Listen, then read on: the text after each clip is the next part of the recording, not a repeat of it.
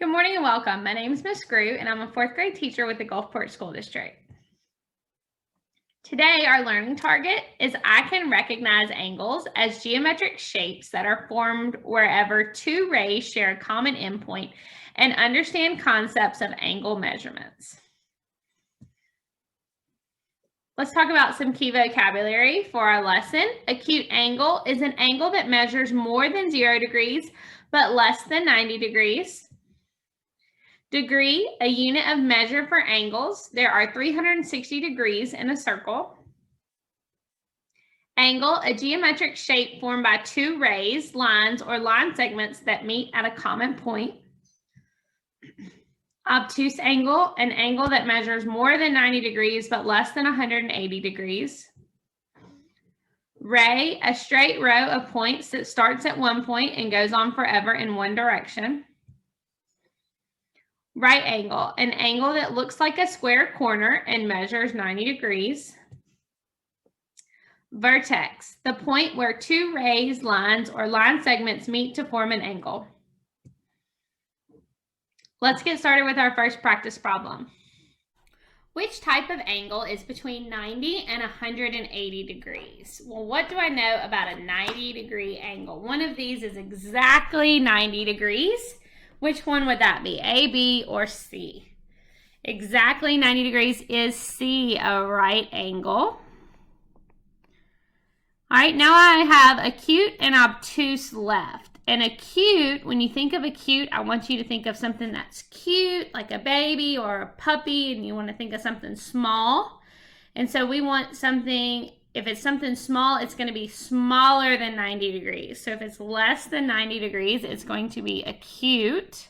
So we're going to say less than 90 degrees.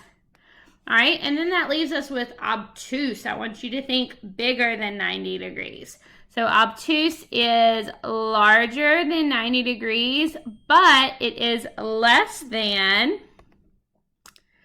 180 degrees. Do you know why that is? 180 degrees is a straight angle. It's a straight line.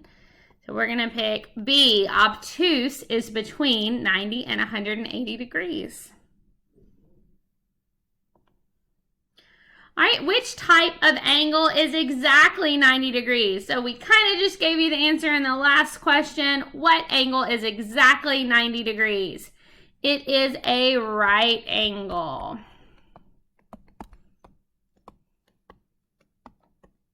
Like the corner of your paper. Okay, so a circle measures 360 degrees. So if I asked you to stand up in your chair and turn all the way around in a circle and start exactly where you stopped, it would be 360 degrees would be what you turned. So when a circle is divided into equal parts, you can find the measure of the angle equivalent to each fractional part. So I have a full circle here, all the way around, but in this particular case, we didn't go all the way around. We only went 3/4 of the way around. Now, my circle is split into 4 sections, so I needed to figure out what each section was. 90 and 90, 90, and 90. Now, I also know this because I know one section of the circle would give me a right angle. So that was how I could also figure out that one section was 90. So what we did is we took the total of the circle, 360. We divided it by how many sections there were, and then we got 90. Now, I didn't use all 4 sections. I only used 3. So we said 90 times 3, or we could do some mental math and say 9 times 3 gave me 27, and then add back my 0. So we know that this turn was 270 degrees. Look at the fractional part shaded in each figure below. Determine the fractional part of each figure shaded and the measure of the angle in degrees. So we have 360 degrees, so we know that's going to be our denominator. Okay, I need to figure out how much each section is first. So let's count how many sections is split into. So we have 1, 2, 3, 4, 5, 6. So we have 6 sections. So we need to divide 360 divided by 6. And I know 6 can go into 36 how many times?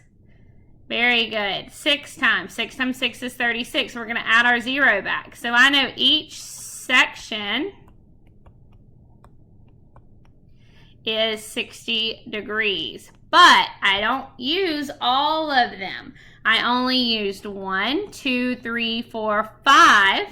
So we're going to say 60 times 5 equals, I know 6 times 5 is 30. Add back my 0. So I have 300 over 360 is my fraction of the circle. So my degrees is 300 degrees. All right, let's look at the next one. I know my circle is 360.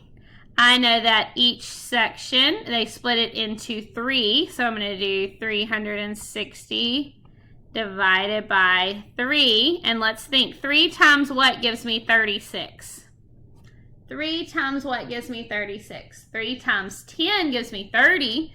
3 times 11 would give me 33. So 3 times 12 would give me 36. And we add back our 0. So I know each section is 120 degrees.